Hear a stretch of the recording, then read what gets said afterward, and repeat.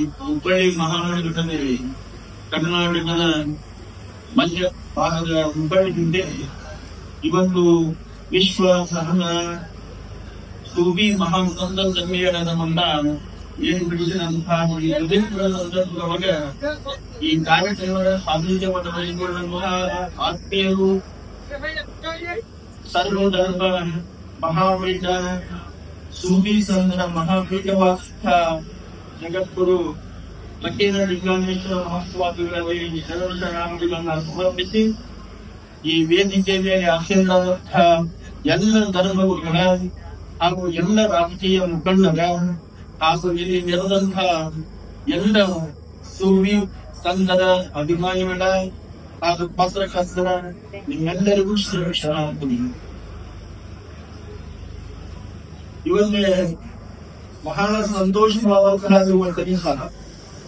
ಕಾರಣ ನಮ್ಮ ಕರ್ನಾಟಕ ಆಂಧ್ರ ಸುತ್ತಮುತ್ತಲಿನ ರಾಜ್ಯದ ಎಲ್ಲ ಧರ್ಮಗಳು ಒಂದೇ ವೇದಿಕೆಯಲ್ಲಿ ಕೂಡಿದ್ದಾರೆ.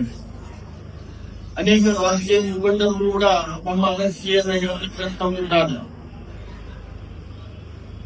ನಮ್ಮ ನಾಡಿನ ಇತಿಹಾಸವನ್ನು ತೆಗೆದು ನೋಡಿದಾಗ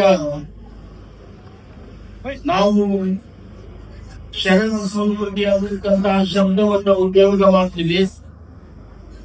ಅದೇ ಶಬ್ದವನ್ನ ಸೂಫಿ ಸಂತರು ನಮ್ಮ ದೇಶಕ್ಕೆ ನಮ್ಮ ರಾಷ್ಟ್ರಕ್ಕೆ ನೀಡಿದಂತಹವರಲ್ಲಿ ಪ್ರಥಮರು. ಶರಣರು ಹಾಗೂ ಸೂಫಿ ಸಂತರಲ್ಲಿ ಬಹಳ ವ್ಯತ್ಯಾಸವಿಲ್ಲ. ನಮ್ಮ ಸಮಾಜಕ್ಕೆ ಶರಣರು ಎಷ್ಟು ಮಾನವನ ಅಭಿವೃದ್ಧಿಗಾಗಿ ಕೆಲಸ ಮಾಡಿದಾರೋ ಅಷ್ಟೇ ಹೆಚ್ಚಿಗೆಯಾಗಿ ಸೂಫಿ ಸಂತರು ತಮ್ಮ ಕೆಲಸವನ್ನ ಮಾಡಿದ್ದಾರೆ. ಮೂಲಕ ಸೂಫಿ ಸಂತರು ಅರಬ್ ರಾಷ್ಟ್ರಗಳಿಂದ ಪಾಶ್ಚಾತ್ಯ ರಾಷ್ಟ್ರಗಳಿಂದ ಭಾರತಕ್ಕೆ ಬಂದರು. ಭಾರತಕ್ಕೆ ಬಂದು ಎಲ್ಲೇ ಪರಮಾತ್ಮನ ಬಗ್ಗೆ, ದೇವರ ಸಮೀಪದ ಬಗ್ಗೆ, ಪ್ರೀತಿಯ ಬಗ್ಗೆ, ಭಕ್ತಿಯ ಬಗ್ಗೆ, ಶುದ್ಧತೆಯ ಬಗ್ಗೆ, ದೇವರನ್ನ ಪ್ರೀತಿಸುವ ಬಗ್ಗೆ ಸಮಾಜದೊಳಗೆ ವಿಸ್ತರಿಸತಕ್ಕಂಥವ್ರು ಯಾರು ಅಂತಂದ್ರೆ ಮೊದಲಿಗಾಗಿ ಸೂಫಿ ಸಂತರು ಅನ್ನತಕ್ಕಂತಹ ಮಾತನ್ನ ಹೇಳಬಹುದು. ನಮ್ಮ ಕರ್ನಾಟಕದಲ್ಲಿ ಕೂಡ ಅನೇಕ ಸೂಫಿ ಸಂತರು ಪರಸ್ಪರ ಆಗಿ ಉಳಿದಾರ. ನಮ್ಮ ಲಿಂಗಾಯತ ಧರ್ಮದಲ್ಲಿ ಸೂಫಿ ಸಂತರಲ್ಲಿ ನಿಮ್ಮ ಹುಬ್ಬಳ್ಳಿಯನ್ನ ಬೆಳೆದಕ್ಕಂತಹ ಸಿದ್ಧಾರು ಕೂಡ ಸೂಫಿ ಸಂತರ ಮಾಲಿಕೆಯಲ್ಲಿ ಬರ್ತಾರೆ.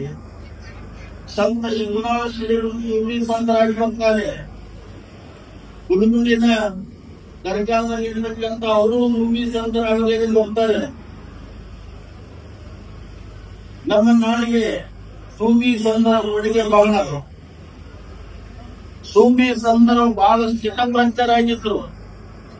ನಮ್ಮ ಲಿಂಗಾಯತ ಧರ್ಮದಲ್ಲಿ ನಾವು ಹೇಳ್ತೀವಿ ಶರಣ ಸತಿ ಲಿಂಗಪತಿ ಅಂತೇಳಿ. ಇದರ ಅರ್ಥ ಏನು ಅಂತಂದ್ರೆ ಶರಣನಾದವನು ಪತಿಯಾಗಿ ನಾವು ಗಂಡನಾಗಿ, ಲಿಂಗವನ್ನ ಗಂಡನನ್ನಾಗಿ ನಾವು ಹೆಂಡತಿಯಾಗಿ ಪೂಜೆ ಮಾಡ್ತೇವೆ. ಸೂಫಿ ಸಂತರಲ್ಲಿ ಅಲ್ಲಾಹನನ್ನ ಪತ್ನಿಯಾಗಿ ಉಪಯೋಗಿಸಿ ಆ ಪುರುಷನನ್ನ ಗಂಡ ಮಕ್ಕಳ ಸ್ವಂತನಾಗಿ, ಶಿವನನ್ನ ಅಲ್ಲಾಹನನ್ನ ಹೆಂಡತಿಯನ್ನಾಗಿ ಪೂಜಿಸ್ತಕ್ಕಂತಹ ಬಹಳ ಪ್ರೀತಿಸ್ತಕ್ಕಂತಹ ಸಂದೇಶವನ್ನ ಕೊಟ್ಟವರು ಸೂಫಿ ಸಂತರು. ಬಹಳ ಚಿತ್ತಪ್ರಜ್ಞರಾದಂಥವರು. ಅವರಿಗೆ ಸುಖ ಇರಲಿ, ದುಃಖ ಬರಲಿ, ಶಾಂತಿ, ಸುಖ ದುಃಖಗಳನ್ನ, ಐಶ್ವರ್ಯಗಳನ್ನ, ದುಡ್ಡನ್ನ ಎಲ್ಲವನ್ನ ಸಮಾನವಾಗಿ ಕಂಡಂತವರು ಸೂಫಿ ಸಂತರು.